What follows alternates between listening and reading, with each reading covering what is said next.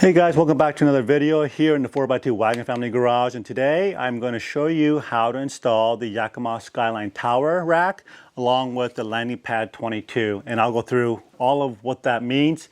This will be a two-part video because there's a lot of little pieces and details, and I want to make sure you guys do this right and do it correctly without scratching your paint or messing anything up. So that being said, I also want to, as I'm going through the installation, I'm going to be going over and comparing the difference between the Thule rack system for your Range Rover and the Yakima and why I chose the Yakima. All right, so here we go. So let's go over the Skyline towers first. So in the box, you're gonna get 4 Skyline towers, and these are pretty low profile. And this is another reason why I chose the Yakima versus the Thule. It has a little lower profile than the Thules, and also these will have a little better aerodynamic properties. So when you drive down the road, it's not going to whistle as bad as the Yakima. Now, here's a cool thing here. Let me go over the pricing of this particular tower. This tower is $236 brand new. Let's see, $235. Let me bring this down a little bit. So I got this at the REI garage sale rack in the store. These are $235 bucks, and the customer brought this back. And what he said here is that one of the towers, he wasn't able to get the landing pad to work on one of the towers. So that's why I'm doing this video, is to show you guys the proper way to install these landing pad to your towers. Now, I've owned Yakima most of my life, and I've always liked Yakima. I think they're very durable, and not only that, but they look really great on any vehicle. So this is part number 8148. And if you have a 2012 Range Rover like this, let me just pan out here. So if your Range Rover looks something like this is the L322. But just note that this is a very limited model of the L322. This has a digital display, and in the interior looks way different than your standard L322.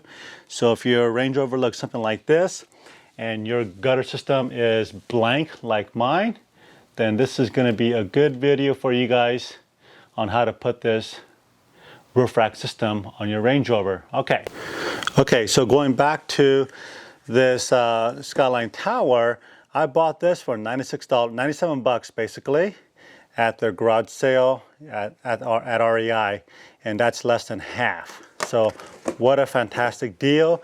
So always go out to Facebook, call your local REI, and see if they have something available like this on sale. Okay. So with this tower, with the tower kit, you're gonna also get this little wrench right here, which is kind of nice. So everything you'll need to install this thing comes in the box, including the Allen wrench and all the hardware. Now, to do this job, you're gonna need a couple basic tools that you probably already have in your garage or in your house. You're gonna need a flat screwdriver, and this is gonna be to pry open this little cover on your rain gutter, and a T25 torque bit, kind of a set. So you'll need T25 to take out the factory screw hole that's in here so we can get this all set up. All right, and then we're going to take a closer look at this landing pad 22, which again is very specific to the Range Rover. Let me get this a little bit more focused here. So this is very specific to the Range Rover. For any Range Rover, actually, any Range Rover line, you're going to need the L22 pad. Now, folks, people will say that the landing pad 11 is comparable to the L22. Trust me, that's not the case. You'll need the landing pad 22. Okay, and then lastly, we're going to be installing this SKS lock core on our rack so that nobody steals your rack system. I just bought a 2-pack, which only includes the 2 locks. So I'll just put one in the front, one in the back, and that should be good enough. I don't need 4 of them. Okay, so we're gonna go through this whole setup right here, and then in the next video, we're gonna be putting on the actual bars and securing all that, and I will show you guys which bar I chose. So for now, we're just gonna tackle this.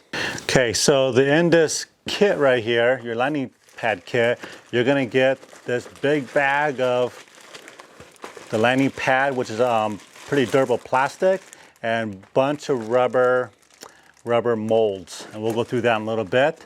You're also going to get a bag of hardware and all the accessories, and we'll go over what all of these do and what you'll need for this specific vehicle, and some instructions.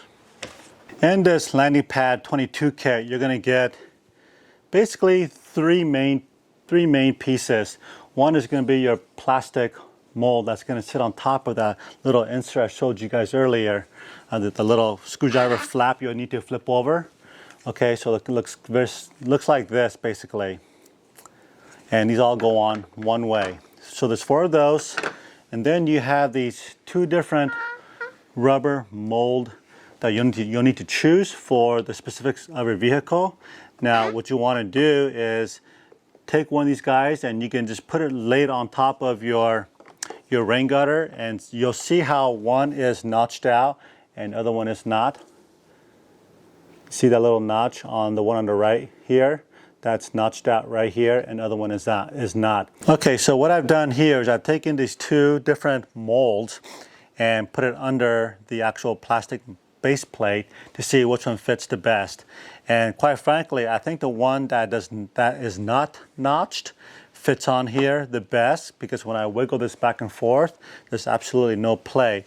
And also, I'm looking at this top of this base plate. It sits a little bit flatter like this versus the one that is notched. Now this one fits okay as well. It wouldn't be disappointing if you guys use this one, because it does fit pretty good. But I also noticed that the angle of this base plate is a little bit upward like this, versus the other one was flat. And I definitely want a flatter bar. So let's go with this one. So these are the 2 options you guys have, okay? And you guys can decide which one fits best on your mold of your vehicle.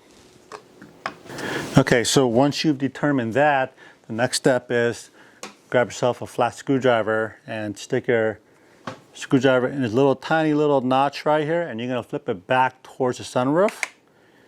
And that's going to flip right open just like that. Let me focus on that a little bit better for you guys. Let me do that again. So take a flat screwdriver, peel it back, and it's open just like that. Okay? And you're going to need to take your T25 torque screw wrench, and there's a little tiny 1 screw right here. You'll need to unscrew this. And this is basically a factory screw here that is just it's a placeholder so they don't get dirt, grime, whatever down into this little hole. Okay. Okay, just like that. So because inside this little latch here is, I thought about just leaving this in here. That way if I ever need it, it's in here, but I'm afraid that this might rattle around. But you know what? I think I'm gonna go ahead and just leave it in here, as this will, so that if I ever need to put that back in there, I know exactly where it's at and I don't need to, look for it. But if it's rattling and it becomes irritation, if it's irritating, I'll take it out. Okay. So again, this piece right here on your hood, on your roof, will stay here. You don't need to take that out. Then this mold simply goes right on top of it, just like that. So it's protected.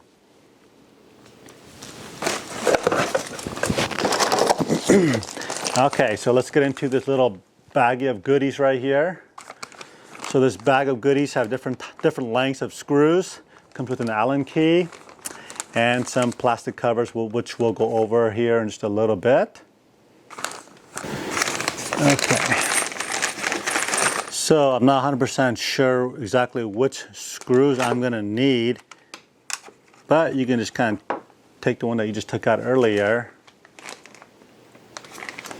and I guess eyeball it. It looks like these fat ones. Okay.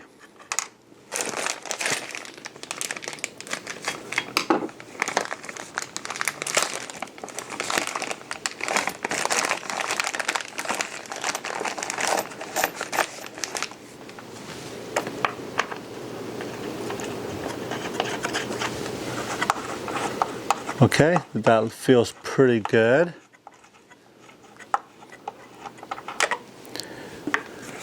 So then all you do is set this, oops, that's the wrong one. Set the landing pad that you've chosen, like so. Put that screw in here and get it lined up. Take the Allen key that they provided in the package.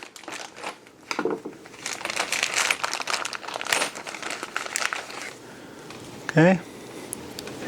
And just thread it in there.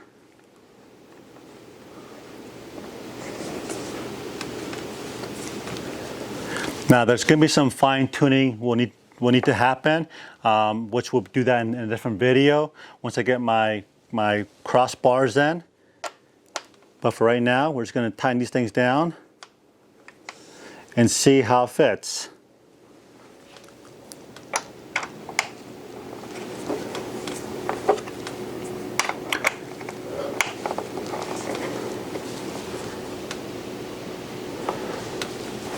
Okay.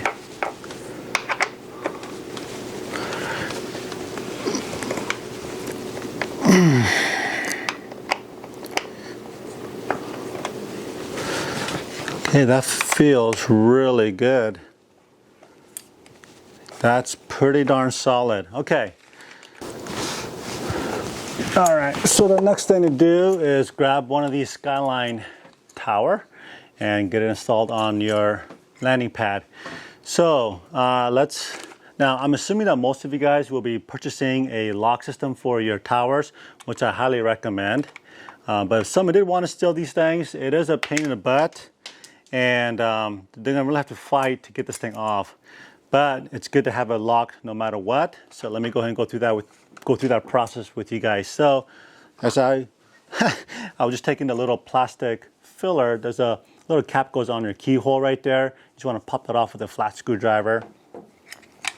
Okay, and I'm going to tilt the camera down just a little bit so you guys can see what I'm doing. So right now, these don't have any locks in here at the moment, but in yours, it could possibly be that this is locked and it won't open this easily. Okay, and so I'm going to show you guys how to unlock this, even though there's no key in here. But let me talk quickly about the keys that do come with your lock system, your SK locks.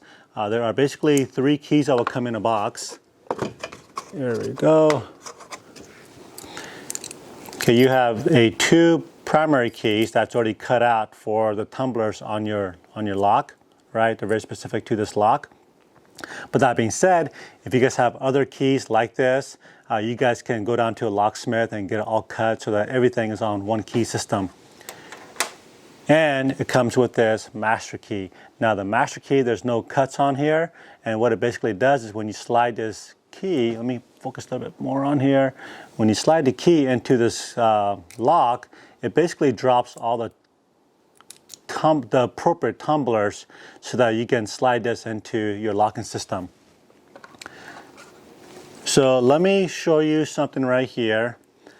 So first of all, these things only fit in one way. If you look carefully here, there is a male little nipple on top of this lock. Let me focus again a little bit better. There's a male nipple right here. And there's on the inside of your locking hole, there's also a female portion where this will fit into. And what I was trying to say earlier is that it's kind of hard to see in the camera right here, but if for whatever reason that little female hole is out of alignment, like I just made it right there, you won't be able to open this. It's locked, okay? There's no way you can get this open. So the only way to get this open, if you decide not to use the locking system, is you gotta get a screwdriver and turn that little hole that's in there to the 12 o'clock position. So that little hole, that female hole, let me focus again here, is sitting at the 12 o'clock position. And then you can just grab both of these at the very top, squeeze in just a little bit, and it'll open up just like that. Okay? So with that being said, I'm gonna go ahead and you can go ahead and put in your lock, this locking the core inside here if you want to, and we're gonna do that right now. So I'm just gonna close this up, make sure that female notch is at 12 o'clock, My nipple is on at the 12 o'clock position as well. And I'm just gonna basically slide it in, just like that. That's all you gotta do. Hold the core. Okay, so when you pull the key out, it doesn't come out. Okay, so now you're good to go. Easy as that. That lock will now fall out now. Even with this key, this is in there until you use that master key to pull it back out. So there you go. Easy as that. So I just want to share that really quick bit on how to use that key system. Okay, so the next thing you want to do is kind of understand how this thing all goes together. Let me bring the camera in a little bit closer.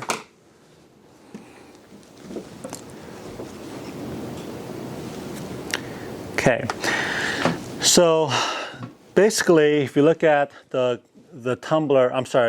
tower itself, when you open and close this, there's little pins. These are, I don't know if these are metal or heavy-duty plastic pins on each side right here. Comes in and out.